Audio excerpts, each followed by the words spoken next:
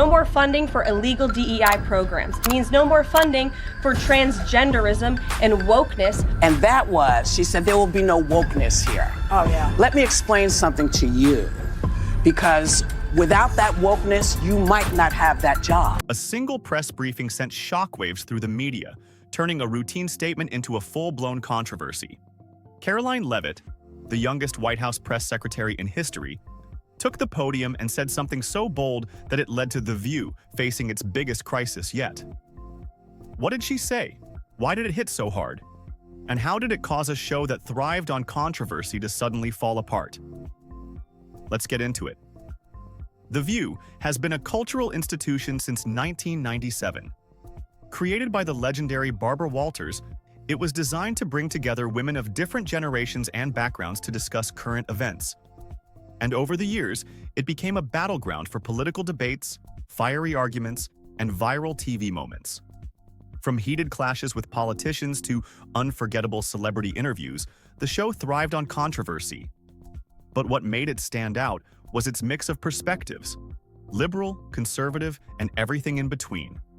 It wasn't just another daytime show, it was a reflection of how divided, or united, America was on any given issue. Despite its success, The View has had its fair share of scandals. Hosts have been fired, feuds have gone public, and guest appearances have turned into shouting matches. But through it all, the show survived. So what made this particular controversy different? Why did this one moment spell disaster for a show that had weathered countless storms? If you don't know Karoline Leavitt's name by now, you're about to. At just 27, she made history as the youngest White House press secretary ever. But her rise in politics didn't come out of nowhere. She was already making waves long before she stepped behind that podium.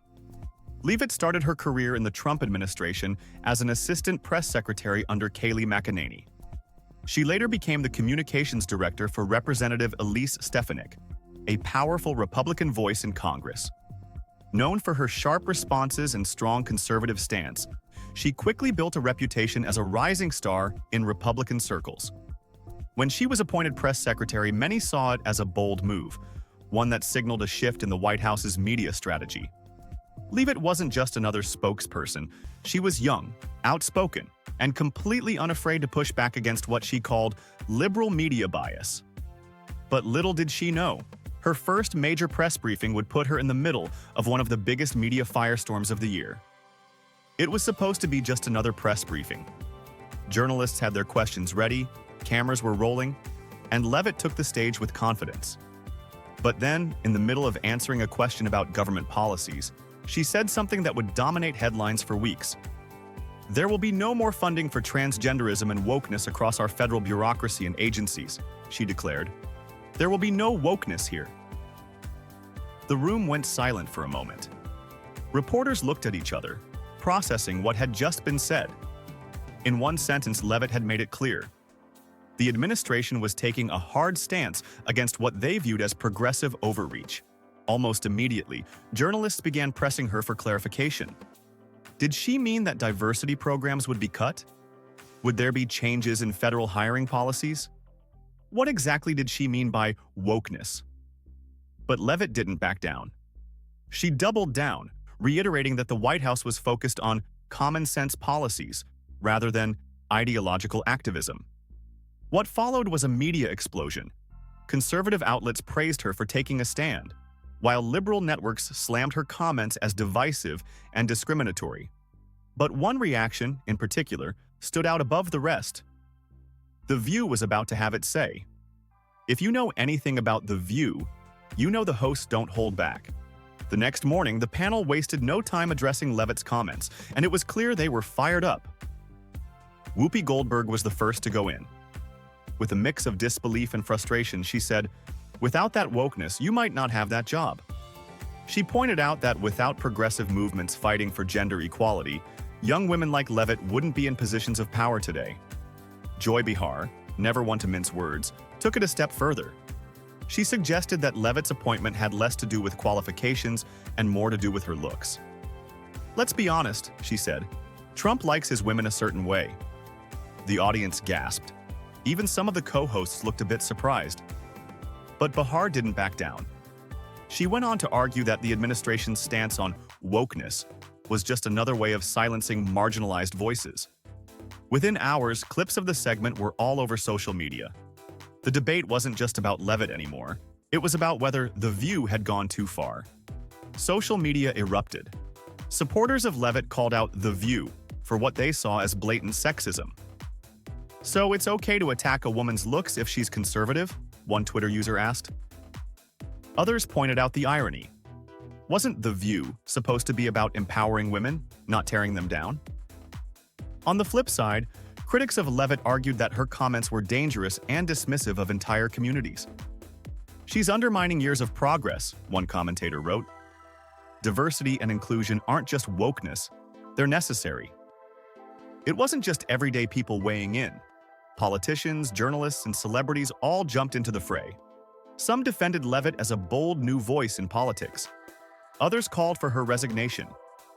But amidst all the noise, one thing became clear.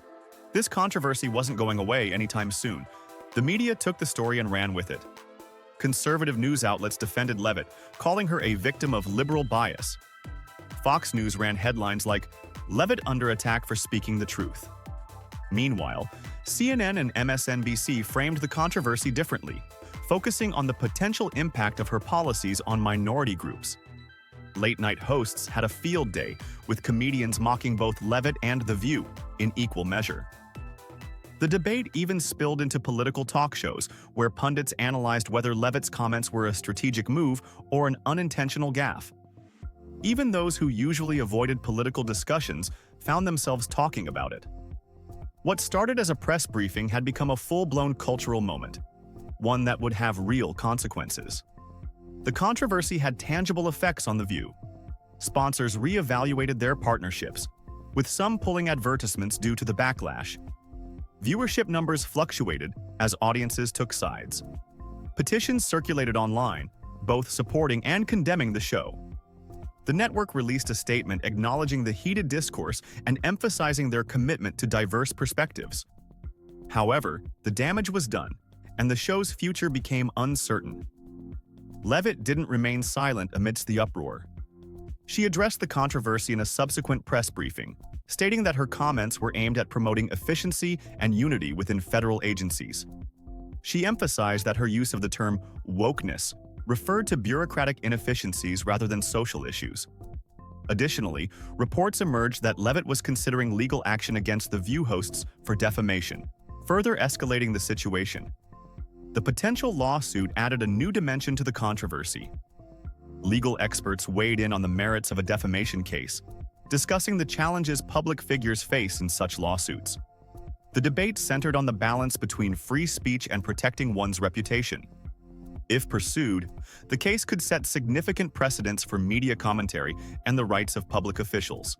In a matter of days, a single press briefing spiraled into a multifaceted controversy, leading to the cancellation of a long-standing talk show and igniting debates about media responsibility, free speech, and the evolving cultural landscape.